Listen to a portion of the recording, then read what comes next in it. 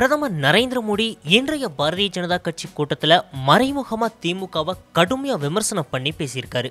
Madurai AIIMS மருத்துவமனையோட அடிக்கல் நாட்டு விழால பங்கேற்ற பின்னால பாரதிய ஜனதா கட்சியோட பொதுக்குழு கூட்டத்தில் மோடி பங்கேற்றாரு. அப்போ திமுகவை மறைமுகமா தாக்கி பேசினாரு. தமிழகத்துல லோக்சபா தேர்தலுக்கான மோடியோட முதலாவது பிரச்சார பொதுக்கூட்டமா விமர்சகர்களால இது பார்க்கப்பட்டுச்சு.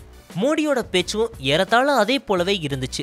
தமிழகத்துக்கு கொண்டு வந்திருக்கிற நலத்திட்டங்களையும் கொண்டு வர போற திட்டங்களையும் மோடி பேசினாரு. ஆனா எதிர்கட்சிகளை விமர்சிக்கவும் அவர் மறக்கல. நாட்டை சுரண்டுபவர்கள் நீதிமன்றத்துக்கு முன்னால நிறுத்தப்படுவாங்க. அவங்க உள்நாட்டுல இருந்தாலும் சரி, வெளிநாட்டுல இருந்தாலும் சரி, இந்த அரசு கண்டிப்பா நடவடிக்கை எடுக்கும். ஊழலுக்கு எதிராக எங்களுடைய அரசு எடுத்து வர நடவடிக்கை டெல்லி முதல் சென்னை வரை பதற்றத்தை ஏற்படுத்தியிருக்கு.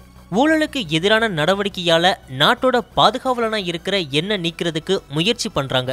ஆனா இவங்க ஒன்றிணைஞ்சு எனக்கு எதிராக நின்னாலும் கூட நான் எப்பவுமே ஏழைகளோட பக்கமே உறுதியா நிற்பேன். இவ்வாறு மோடி தன்னுடைய உரையின் போது குறிப்பிட்டாரு. மோடிக்கு எதிராக சந்திரபாபு நாயுடு, மமதா பானர்ஜி உள்ளிட்டோர் அடங்கிய மெகா கூட்டணி அமைக்கப்பட்டு வருது. மமதா பானர்ஜி சமீபத்தில் கொல்கத்தால ஏற்பாடு பண்ணியிருந்த பொதுக்கூட்டத்தில் திமுக தலைவர் ஸ்டாலின் பங்கேற்று பேசினாரு. அப்போ பிரதமர் மோடிக்கு எதிராக கடுமையான வார்த்தைகளை உபயோகப்படுத்தினாரு ஸ்டாலின். இந்த நிலையில தான் சென்னையில இருந்து டெல்லி வரைக்கும் தன்னுடைய நடவடிக்கைகள் பதட்டத்தை ஏற்படுத்தி இருக்கிறதா பகிரங்கமா குற்றம் சாட்டியிருக்காரு மோடி.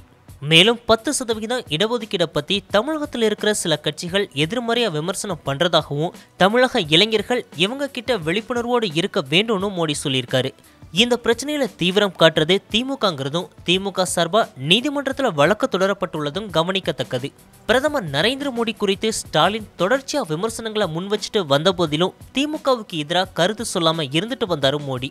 ஆனா இப்போ பாஜக கூட்டணிக்கு திமுக வர்றதுக்கு வாய்ப்பு இல்லைங்கிறது ஏறத்தாழ கன்ஃபார்ம் ஆயிட்டதுனால பதிலடிய மோடி ஆரம்பிச்சிருக்காருன்னு சொல்றாங்க அரசியல் பார்வையாளர்கள்.